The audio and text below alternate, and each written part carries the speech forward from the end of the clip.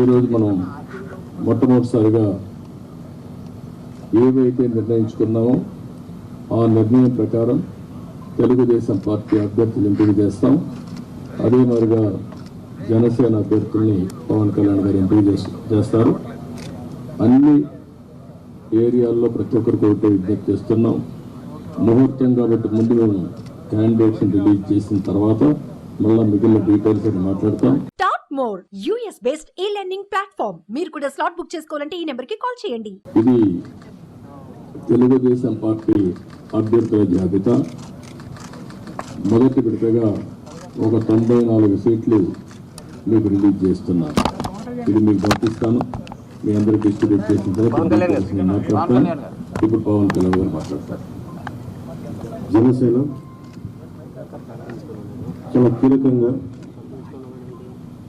24 స్థానాల్లో పోటీ చేస్తుంది.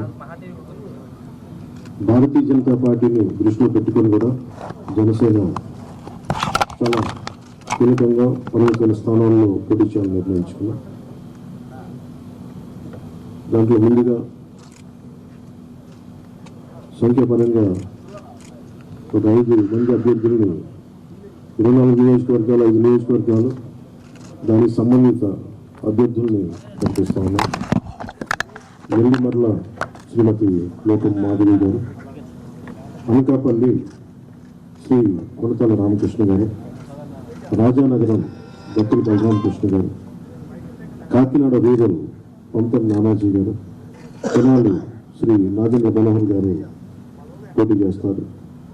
మిగతా 9 నేను 2 రోజుల్లో మొత్తం అందరికీ తెలియజేసుకుంటాను.